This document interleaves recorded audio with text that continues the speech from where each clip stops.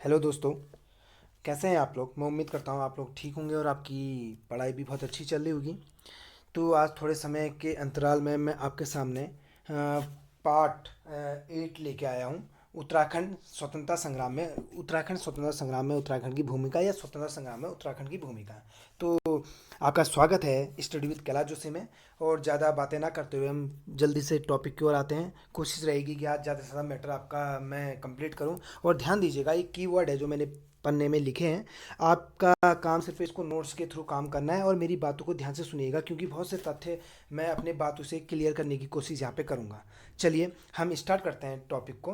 ध्यान देना, जैसा कि हम पिछली बार में कुली उतारा, कुली बेगा और कुली बर्दाश्त के बारे में गहन रूप से चर्चा कर चुके हैं। और उसी की बातों को हम आगे बढ़ाते हुए आज कुली बेगार का अंत की बात चर्चा करेंगे। जैसा कि मैं आपको पुरानी वीडियो में बता चुका हूँ, सन 1921 से पूर्व भी जो प्रथा थी समाप्त करने के कई प्रयास किए गए थे। ठीक है। और इसका क्या कारण हुआ थी? बागेश्वर में बेगार की अंतिम रूप से इसको निपटा दिया गया था या समाप्त कर दिया गया था। वैसे तो हम सिंपल सी बात करेंगे। कमिश्नर ट्रेल एक बंदे थे जिनने उत्तराखंड के लोगों का हिमायती के रूप में कार्यरत का या काम किया। और एक्चुअल में 1882 में ना इस प्रथा को पूर्ण रूप से समाप्त कर दिया गया था। 21 में तो पूरा हो गया था, बट इसके लिए एक नया विकल्प ढूंढने का प्रयास किया गया था। क्या कहते हैं, ट्रेल द्वारा। वो था खच्चर सेना। जी मैं बिल्कुल सही कह रहा हूँ। आपके दिमाग में ये क्वेश्चन छप जाना चाहिए कि खच्चर सेना का विकास कब से स्टार्ट हुआ और किसने किया। खच्चर सेना आते आपके दिमाग में सन 1822 या 1822 की डेट याद रहेगी। और ट्रेल ने इस सेना को विकसित करने का प्रयास किया। क्या? खच्चर सेना। ठीक है। प्रयास किया था। एक्चुअल में ना जब ये खच्चर सेना चली, मगर ये चली, काम तो हुआ, बट ये प्रथा ना समाप्त क्या कहते क्लियर रूप से कुली बेगा को समाप्त नहीं किया गया। तो ये खच्चर सेना को यूज किया गया था। एक्चुअल में सन 1840 की वो डेट थी जब सर्वप्रथम लोहाघाट के आसपास के ग्रामीणों ने अपने उत्पादकों को लोहाघाट छावनी में बेचना बंद कर दिया था, क्योंकि उनसे ज़बरदस्ती बर्दाश्त ली जा रही थी। और साथ ही अगर मैं डिफाइन करना चाहूँगा तो उन्होंने सैनिक सामग्री को लेने से मना भी कर दिया था, जो सैनिक लोग दे रहे हैं। और सन लगभग 1844 की वो डेट है जब अंग्रेज जो यात्री थे, कौन से डेट का अगर हम कवर करेंगे तो 1844, 1844 की वो डेट है।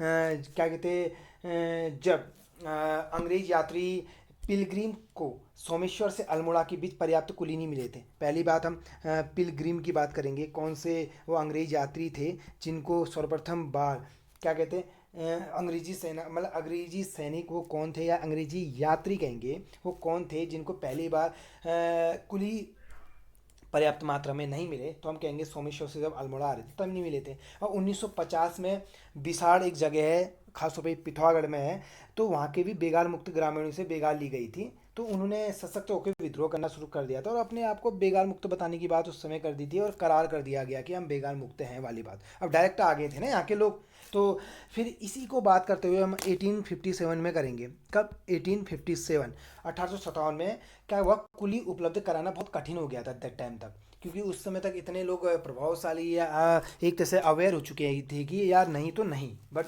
नो बस वाली बात हो गई थी। तो उस समय एक कमिश्नर थे, क्योंकि आपको मैं बता देना चाहूँगा 1856 से लेकर 1884 तक एक का कार्यकाल था जिनका नाम रेमजे था। 1856 से लेकर 1884। तो याद कर सकता, अगर पेपर में क्वेश्चन आता है कि सन 1857 के समय हमारे उत्तराखंड का कमिश्नर कौन था, तो definitely you must have answer Ramsay ji. Ramsay ji क्या लगाएं, कमिश्नर रेमजे था। रेमजे जी इसलिए मैंने कह दिया कि इसे कुमाऊं का बेताज बादशाह के नाम से जाना जाता है। और लोग इसको रेमजे साहब कहते थे। मतलब एक तरह से अच्छी नीतियां चलाई थी इसने उत्तराखंड में। ठीक है। तो इन्होंने क्या कराया, रेमजे जब आए थे इनको भी कुली हिली नहीं मिले, तो इनने जेल के कैदियों को इस काम में लगा दिया। और इसी दौरान एक जगह थी अल्मोड़ा की खतियाड़ी, उसके ग्रामीणों ने इस प्रथा के विरुद्ध पूर्ण रूप से क्या करा, आवाज़ उठाई थी।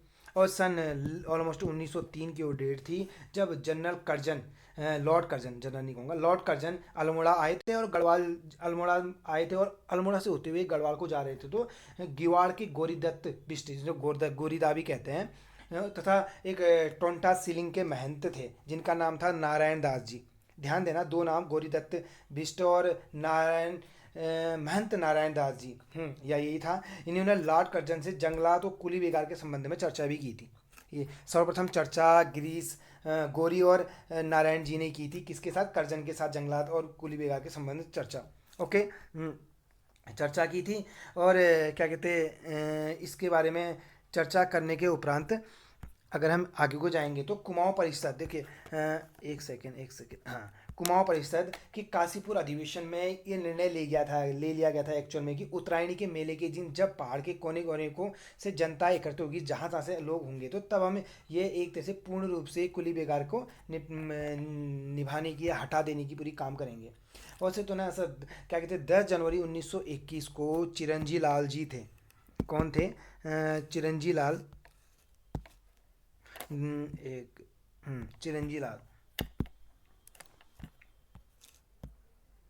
चिरंजी 10 जनवरी 1921 को चिरंजी लाल शाह, बद्रीनाथ पांडे और हरगोविंद पंत सहित कुमाऊं परिषद के लगभग 50 कार्यकर्ता बागेश्वर में पहुंचे थे। और रास्ते में ये कारवां आगे को बढ़ते रहा। और इनके एक नारे भी थे, भारत माता की जय हो, कहने गया महात्मा गांधी जय हो, महात्मा गांधी की जय हो, वंदे मातरम, इस प्रकार के नारे लगाते हुए आए थे। और लगभग 12 जनवरी को 2 बजे का टाइम था, बागेश्वर में जुलूस निकला था और लाल कपड़े के बने बैनर जिसमें कुली उतार बंद करो लिखा था। अगर पेपर में आजकल कोई भरोसा नहीं है उत्तराखंड के पेपर में, वो आ सकता है कि किस रंग के बैनर बनाए थे और उसमें क्या लिखा था। तो लाल कपड़े के बड़े बैनर बने थे जिसमें लिखा था कुली बेगार बंद करो। और पूरे बाजार में, कत्यूर बाजार में ये घुमाया गया। एक्चुअल में जुलूस में भी लोग कुली उतार विरोधी नारे लगाते रहे। और लास्ट में ये जुलूस घूम घाम के लगभग 10,000 से अधिक लोग तो उपस्थित उस समय ही थे।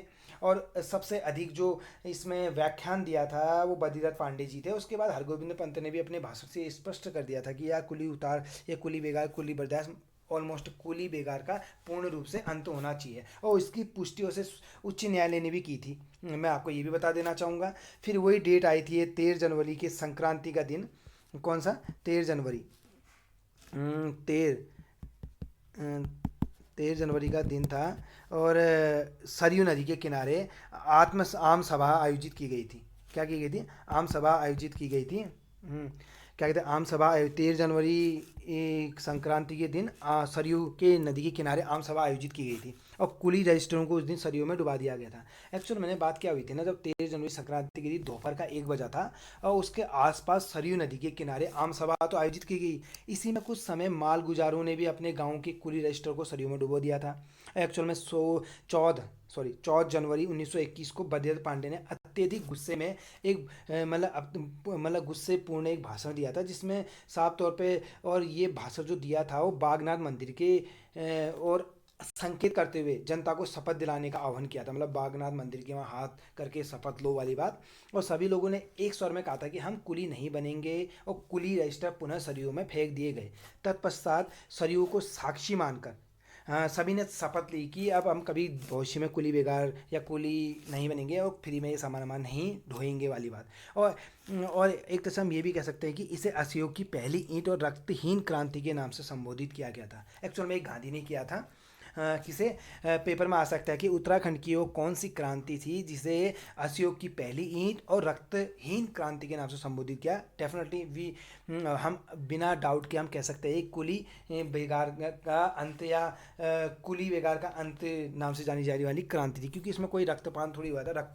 रक्तपात थोड़ी हुआ था। डायरेक्ट सरयू नदी में इनने लगभग 40,000 से ऊपर लोग सम्मिलित हुए और इनने क्या रजिस्टरों को बहा दिया और इसको पूर्णतः समाप्त कर दिया गया था इसी कारण। फिर देखो, जिस समय बागेश्वर में कुली उतार, कुली बेगार और कुली बर्दाश्त नामक कुप्रथाओं का समाप्त हुआ था ना, या जनता उत्तेजित हुई थी, उस समय वहाँ के डिप्टी कमिश्नर कौन थे, क्वेश्चन आ सकता है। तो ध्यान देना, डिबलिंग कह रहा हूँ, डाई बिल। कौन सी बिल? Die bill. उसमें वहाँ के डिप्टी कमिश्नर थे, डिप्टी कमिश्नर। और डाई बिल के बारे में ये देखिए मैंने लिखा भी है, डाई बिल थे। एक्चुअली में डाई बिल के बारे में जानेंगे तो हम, डाई बिल क्या थे, वो गोलियों से सबको भून देना चाहते थे। मगर अगर उस समय हमारे बद्रीनाथ पांडे जी वहाँ नहीं होते तो शायद स्थिति बदल सकती थी। वही बद्रीनाथ पांडे जिन्हें कुमाऊं कमिश्नर के नाम, केसरी, कुर्मांचल केसरी के नाम से भी जाना जाता है। एक्चुअल में बात अगर मैं थोड़ा सा नाट्य रूपांतरण के तौर पर आपको समझाना चाहूँगा तो ना, उस समय क्या हुआ था कि बद्रीनाथ पांडे गुस्से में आए थे। एक तरह से कहते हैं कि दहाड़ते हुए उनने कुछ शब्द कहे थे जो स्मरणीय बन गए हैं अभी तक। अगर पेपर में आ भी सकता है कि ये शब्द किन के हैं, तो आप बहुत ही अच्छे वे में लिख सकते हो कि बद्रीनाथ पांडे जी ने लिखे थे, जो कुर्मांचल केसरी के नाम से जाने जाते हैं। उन्होंने कहा था, कमिश्नर साहब कितनी गोलियां चलाओगे तुम, चलाओ, पर यह समझ लो कि जनता की चट्टान उससे भी नहीं टूटेगी, समझ रहे हो, और तुम्हारी गोलियां खत्म हो जाएगी और तुम असहाय खड़े रह जाओगे। ये शब्द कहा था। ये 40,000 बहादुर है वाली बात कही थी यहाँ लोग, समझ रहे हैं। कमिश्नर साहब कितनी गोलियां चलाओगे तुम, चलाओ, पर यह समझ लो कि जनता की चट्टान उनसे भी नहीं टूटेगी, तुम्हारी गोलियां खत्म हो जाएगी, तुम असहाय खड़े रह जाओगे। यहाँ 40,000 बहादुर है, ठीक है। ये सब लाशों के ढेर बन जाएंगे, किंतु इनसे एक भी पीछे नहीं हटेगा वाली बात की थी। और अपनी शक्ति सीमित देखकर डिप्टी कमिश्नर फिर डर गया होगा। उसने कहा होगा, यार ये तो अगर इतने लोग हमारे पीछे आएंगे तो असंभव है कि हम बच सकें। तो गोली चलाने का निर्णय एक तरह से उसने वापस ले लिया था। फिर एक डेट थी 15 जनवरी की। उस दिन अंग्रेज अधिकारियों ने यहाँ से वापस लौटना ही सही समझा और लौट गए थे, और उन्हें कुली नहीं मिली। मगर जब वहाँ से वापस लौटे तो कुली नहीं हुई, और वो खुद ही अपने सामान लेके गए, कह सकते हो। उसके बाद कार्रवाई की तो गई, और इसका बहुत बड़ा खतरा भी उत्पन्न हुआ लोगों पे, बट एक्चुअल में धीरे धीरे ये समाप्त हो गया था। अगर 15 जनवरी की हम बात करेंगे तो 15 जनवरी को ही एक बंदे थे जिनका नाम था हरगोविंद पंत। एक और महाशय थे बद्रीनाथ पांडे, और उनके साथ हरगोविंद मोहन सिंह मेहता जी थे, जो अल्मोड़ा वापस आ गए थे। और बागेश्वर की सफलता के बाद फिर ये आंदोलन व्यापक रूप से पूरे उत्तराखंड में फैलना ही फैलना था, क्योंकि एक को देख के दूसरे बदले ना। और 20 जनवरी को हरगोविंद पंत ने आंदोलन की खबर चिंतामणि को दी थी, और 23 जनवरी को ये विशाल सभा बगवाली पोखर में संबोधित की गई इसी के बिहाफ पे। और 24 जनवरी की वो डेट थी जब अल्मोड़ा में नारायण जी ने और बद्रीनाथ नारायण तेवाड़ देवाल, एक्चुअली मुझे पूरा नाम याद, नारायण, ध्यान दीजिएगा, नारायण तेवाड़ी देवाल में, हाँ, नारायण में बद्रीनाथ पांडे की अध्यक्षता में एक सभा की आयोजित की गई। और इसी दिन बागेश्वर की सफलता को लेकर पिथौरागढ़ में भी एक आम सभा हुई थी, ध्यान दीजिएगा, 24 जनवरी को। और फिर 24 से 25 जनवरी को सत्यदेव जी थे एक ने हल्द्वानी में एक सभा आयोजित की थी। और 25 को ही सोमेश्वर के हरि कृष्ण पांडे की अध्यक्षता में कुली बिगाड़ ना लेने का निर्णय अटल रूप से ले लिया गया। फिर ये बातें आगे चलती रही, और 31 जनवरी को सानी उडियार की सभा में ओली नाग देवता को साक्षी मानकर कुली उतार न देने की शपथ ली गई थी। ओली नाग देवता, ये ज़रा डीप हो जाएगा, इतना नहीं आएगा, बस इतना ध्यान दीजिएगा। तो आप इतना ध्यान देंगे। फिर ये सबसे मेन रहता है 30 जनवरी 1921, वो डेट थी जब जिला गढ़वाल की सबसे महत्वपूर्ण सभा चमेठा खाल में हुई थी, और अध्यक्षता मुकंदी लाल कर रहे थे इसकी, ठीक है। इसमें क्या हुआ था, इसमें एक्चुअल में बदलपुर तथा कोठियार पट्टी में 1,000 से अधिक लोग उपस्थित तो हुए थे, बट खंडारी के ईश्वरी दत्त ध्यानी और बद्रीवणी के मंगत राम ने मालगुजारी से त्यागपत्र दे दिया था, जिससे संपूर्ण गढ़वाल में सनसनी फैल गई थी। और गढ़वाल के ऊपरी भाग में अनुसुईया प्रसाद बहुगुणा कुली बेगार के विरुद्ध में गांव गांव में सभा तो एक्चुअल में पहले से वो कर रहे थे, क्योंकि ये सबसे महान लोगों में से एक थे, और इससे लोगों को जगा रहे थे कि ये इन चीज़ों में हम ना पढ़ें, ज़्यादा बेटर है, और इसका विरोध साफ तौर पे करें। तो इन घटनाओं की खबर पाकर उत्तराखंड के बाहर के जो अध्ययन छात्र थे वो भी पहाड़ को लौटने लगे, या उनको पहाड़ को लौटने की एक तरह से प्रेरणा मिली, और वे सभी इस अभियान से जुड़ने लग गए।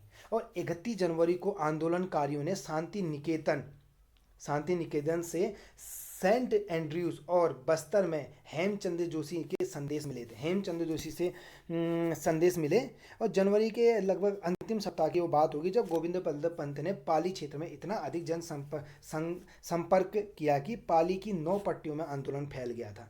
और सल्ट के शेर सिंह मनराल हम अगर बात करेंगे कृष्णानंद, और साथ में और एक और चीज़ नाम लेंगे तो धर्म सिंह और ज्वाला दत्त, मेन याद रखेंगे आप शेर सिंह मनराल जी का नाम, ये मुख्य रूप से सक्रिय होते, उनके सहयोगी भी थे। तो 31 जनवरी को भी हरिकृष्ण पांडे के नेतृत्व में राष्ट्रीय दल नाम से आंदोलनकारियों ने एक समूह क्या कहते हैं समूह के बाजे गाजे के साथ अल्मोड़ा जिले में गांव का दौरा भी किया था। और साथ में अगर मैं ज़्यादा इसको अंदर जाने की कोशिश करूंगा तो 4 फरवरी को बागेश्वर में एक विराट सभा का आयोजन किया गया था।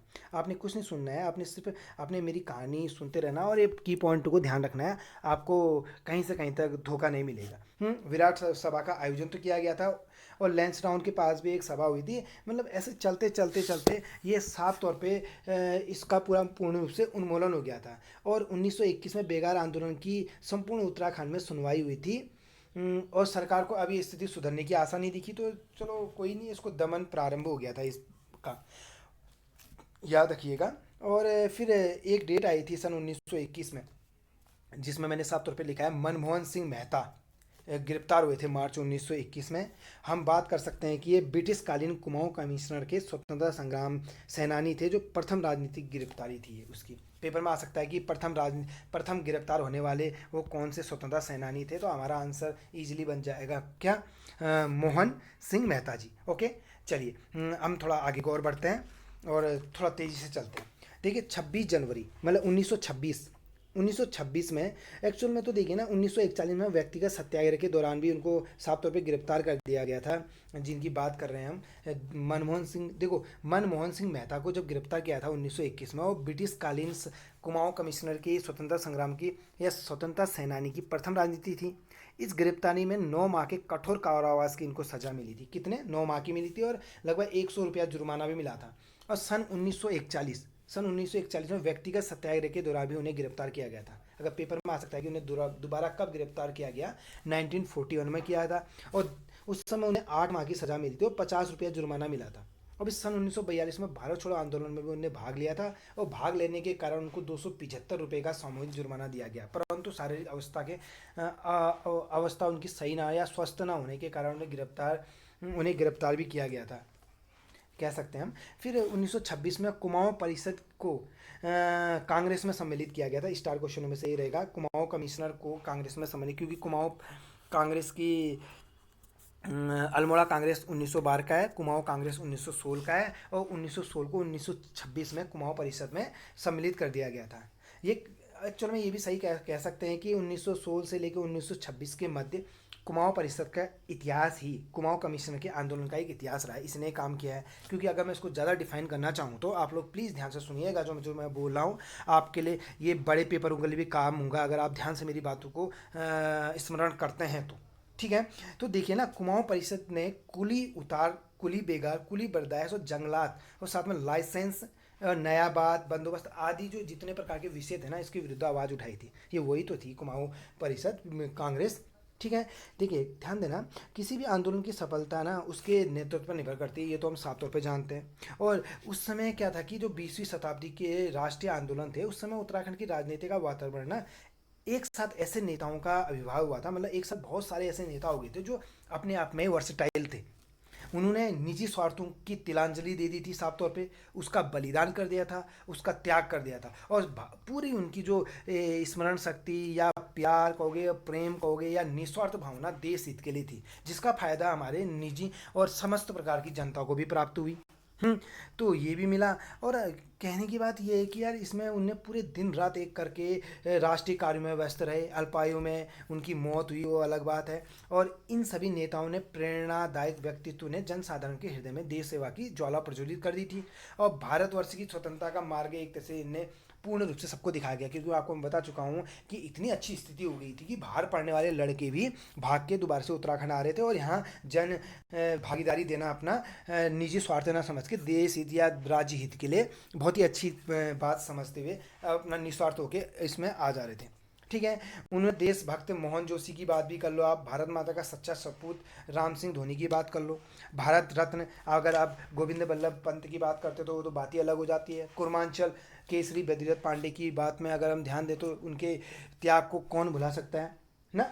अभी लोकनायक हरगोविंद पंत की बात कर लो, शहीद श्रीदेव सुमन की बात कर लो, मैं क्या क्या गिनाऊँ। मतलब अगर मैं डिफाइन करने चलूँ तो यार 84 दिन जो बंदा भूखा रह सकता है हमारे राज्य के लिए, वो कितने महान लोग होंगे। आजकल के नेताओं के जैसे थोड़ी है यार वहाँ, उन्हें निस्वार्थ और धन के अभाव में एक कार्य किया है। एक चीज़ भी किसी को अभिलाषा नहीं थी। मोहन जोशी दे दिए ना, मोहन सिंह मेहता ले दिए, जोशी कह रहा हूँ सॉरी, मोहन सिंह मेहता ले दिए। निस्वार्थ बात है, जेल गए थे यार, पहली बार 9 महीने के लिए गए, दूसरी बार 8 महीने के लिए गए।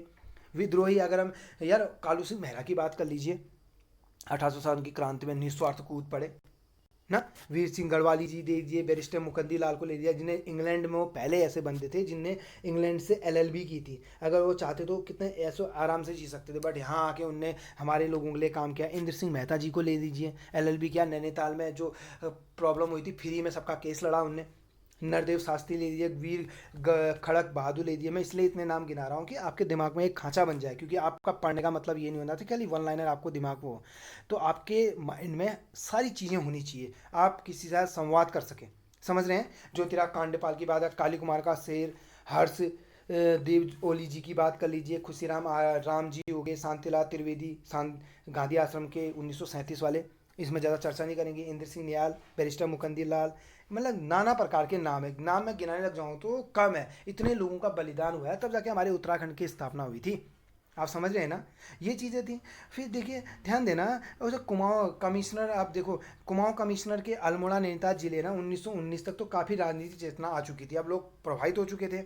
बट क्या हुआ था कि ब्रिटिश गढ़वाल में 20वीं शताब्दी के प्रारंभ में 2 दशक, मतलब 2 दशकों तक सामाजिक सुधार और सांस्कृतिक विकास का समय चलता रहा एक्चुअल में। उस काल में अगर हम बात करूँगा, राय बहादुर, तारा दत्त गैरोला जी आए थे, चंद्रमोहन रतोड़ी जी हो गए, धनीराम शर्मा जी, गिरजा दत्त, जोत सिंह पीता, पातीराम जी से सॉरी, और कुलानंद बिरथवाल, विशंबर दत्त चंदोला, इनके बारे में आने वाले वीडियो में मैं पूरा एक्सप्लेन करूंगा, आप टेंशन मत लीजिए। ऐसे महत्वपूर्ण व्यक्तित्व का भी आगमन हुआ था। एक्चुअल में ये सभी लोग ना गोखले मनोवृत्ति के थे।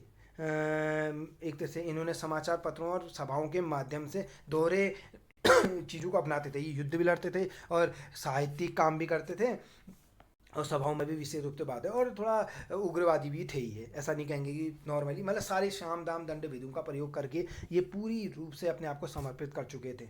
और सभाएं भी आयोजित करते थे, और सभा तो सबसे मुख्य थी क्योंकि सभाओं के माध्यम से ब्रिटिश गढ़वाल में सामाजिक चेतना उत्पन्न की जाती थी इनके द्वारा ही। और सन 1919 में बैरिस्टर मुकंदी लाल के इंग्लैंड वापस आ जाने से ब्रिटिश गढ़वाल का राजनीतिक वातावरण गर्म होने लग गया था। ब्रिटिश गढ़वाल के 2 प्रमुख नेता थे। ब्रिटिश गढ़वाल के प्रमुख नेताओं में एक देखो, जैसे मुकंदी लाल और अनुसुईया प्रसाद बहुगुणा की बात मैं करूंगा, जैसा मैंने लिखा भी है। अमृतसर कांग्रेस के अधिवेशन में इनने भाग लिया था। मुकंदी लाल, 1919 का अधिवेशन था और इन लोगों ने भाग लिया था 1919 के अधिवेशन में, मुकंदी लाल और अनुसुईया प्रसाद बहुगुणा ने। और काम क्या था, रॉयल एक्ट के विरोध में लिया था। विरोध में पेपर में आएगा, रॉयल एक्ट के विरोध में अमृतसर के अधिवेशन में किसने भाग लिया था, आपका आंसर आएगा मुकंदी लाल और अनुसुईया प्रसाद बहुगुणा। ठीक है, आगे चलेंगे। इन्होंने साफ तौर पे कुली बेगार उतार बर्दाश्त जैसे कार्यों में अपनी जनता में भारी शोभ व्याप्तित्व था ही, और असहयोग आंदोलन को सशक्त बनाने के लिए भी इनने बहुत सारे कार्य किए थे। फिर हम आगे को बढ़ेंगे। एक बंदे थे, मगर वैसे तो हम कहेंगे 1916 में गांधी जी ने दक्षिण अफ्रीका से देहरादून ही आए थे। अगर पेपर में पूछा जाएगा कि गांधी जी देहरादून कब आए थे, तो 1916 में आए थे दक्षिण अफ्रीका से डायरेक्ट। तो जब उन्होंने यहाँ राष्ट्रीय भावना से ओतप्रोत भाषण दिए और यहाँ की जनता को काफ़ी प्रभावित हो गए, जब उन्होंने लेक्चर दिए और असहयोग आंदोलन के प्रस्ताव पास होते ही वहाँ के 1 दर्जन वकील ने वकालत छोड़ दी थी और विद्यार्थियों ने स्कूल और कॉलेज का बहिष्कार किया था। उसी के उपलक्ष्य में एक बंदे थे जिनका नाम था ठाकुर चंद्र सिंह। मैंने यहाँ पे लिखा है, देखिए आप ध्यान से, मैं अभी वो नहीं लगाना चाह रहा हूँ रेड। ठाकुर चंद्र सिंह, उन्होंने क्या करा कि विद्यार्थियों के लिए एक राष्ट्रीय स्कूल की स्थापना कर दी थी। पेपर में आ सकता है कि असहयोग आंदोलन, या जब गांधी जी यहाँ 1916 के दशक में आए थे, भाषण दिया था और लोगों ने जब उसको छोड़े थे, तो एक राष्ट्रीय स्कूल की स्थापना किसने की थी, तो आपका आंसर आना चाहिए ठाकुर चंद्र सिंह ने। ठीक है, चलो आगे चलेंगे। देखो, जो स्कूल हुई थी तो कई वर्षों तक सफलता चलती तो रही, इसी बीच एक घटना भी घटी थी। घटना की, जवाहरलाल नेहरू ने मसूरी के एक सेवोई होटल था एक, याद रखना, जवाहरलाल नेहरू मसूरी के सोए होटल में ठहरे थे। याद रखना आ सकता है कि जवाहरलाल नेहरू, जगह कम होने के कारण मैंने फैक्टर ज़्यादा नहीं लिखे हैं, आप ध्यान से सुनिएगा। जवाहरलाल नेहरू मसूरी के कौन से होटल में ठहरे, क्वेश्चन आ सकता है। तो आपका आंसर आएगा सेवोई, कौन सा, सेवोई होटल में ठहरे थे। सेवोई होटल में ठहरे, उसी होटल में अफगानिस्तान का एक विशिष्ट शिष्टमंडल भी ठहरा हुआ था। ब्रिटिश सरकार ने इन दोनों के साथ ठहरने पर प्रतिबंध लगा दिया था, और लगाया तो इससे परेशान होकर नेहरू जी ने 24 घंटे के अंदर ही वहाँ से चले गए और नोटिस जारी की दिया। मतलब साफ तौर पर नेहरू जी से कह दिया था कि वहाँ से चले जाएं, जाने को कहा और नोटिस जारी कर दिया उनके लिए। तो सरकार द्वारा नेहरू पर इस प्रकार का जो प्रतिबंध लगाया गया था, तो इससे देहरादून के नेता गुस्से में आ गए, फॉर्म में आ गए कह सकते हैं, और इसका उनने और विरोध शुरू कर दिया। फिर एक सन 1920 की वो डेट है जब एक राजनीतिक अधिवेशन संपन्न कराया गया था, और पंडित नेहरू जो थे, जवाहरलाल नेहरू जी, उनने इसका अध्यक्ष बने थे, और देहरादून में असहयोग आंदोलन तीव्र गति से चलने लग गया था। उसी समय क्या हुआ था कि चक्राता, जो देहरादून की एक जगह है, वहाँ 4 गोरा पलटन रहती थी। चार थी गोरा पलटन। कितनी थी? 4 गोरा पलटन रहती थी, और जिसके लिए देहरादून में बैलगाड़ी से सामान पहुंचाया जाता था। उन मतलब देहरादून से बैलगाड़ी से उनके लिए सामान पहुंचाया जाता था, उन गोरा पलटनों के लिए। इतने मज़े दे रखे थे उनको, कहने के कह सकते हो आप। बट 1921 की वो डेट थी। कब तक मज़े लेते? 1921 में एक महान व्यक्तित्व थे जिनका नाम था पंडित मुकुंद राम। उनके नेतृत्व में क्या किया गया था कि बैलगाड़ियों द्वारा गोरों का सामान ना ढोने के आंदोलन चलाया गया था। भाई, बैलगाड़ियों के द्वारा उन गोरों के लिए सामान नहीं ढोला जाएगा। पेपर में सिंपल सा क्वेश्चन आएगा, बैलगाड़ी द्वारा गोरों का सामान न ढोने का आंदोलन किसके द्वारा चलाया गया? आपका आंसर आएगा मुकुंद राम द्वारा। और कब चलाया गया? 1921 में चलाया गया। ये रहेगा। और इसके फलस्वरूप हुआ क्या कि गौरव सैनिकों की चक्राता छावनी में सामान पहुंचना बहुत कठिन हो गया था। और सन 1922 में एक और महान व्यक्तित्व थे जिनका नाम था स्वामी विचारानंद सरस्वती।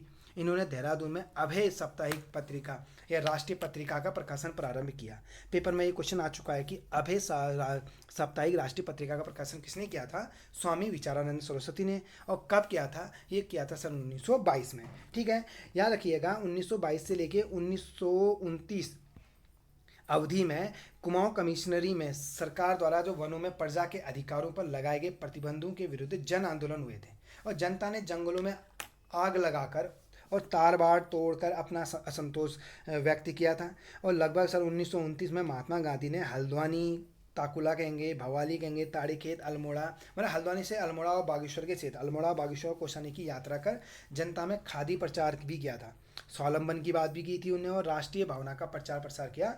और जिससे क्या प्रभाव हुआ कि यहाँ की लोग पूरी तरह भक्ति में या देशभक्ति में लवलीन हो गए थे, और यहाँ एक ज्वाला उठी और लोग सब एक हो गए, और यहाँ भी स्वतंत्रता संग्राम की एक लोग यहाँ के आम जनमानस में जग गई थी। ठीक है, तो आज के लिए हम इतना ही समाप्त करते हैं। आप लोग ध्यान से मेरी बातों को सुनिएगा और इसके अकॉर्डिंग नोट्स बनाइएगा, और डेफिनेटली आपको बहुत ज़्यादा फ़ायदा मिलेगा। जल्दी हम नेक्स्ट मैं वीडियो लेके आता हूँ, आप लोग इसको ध्यान दीजिएगा। ठीक है, धन्यवाद पूरा वीडियो देखने के लिए। आपका दिन शुभ रहे, स्वस्थ रहें आप।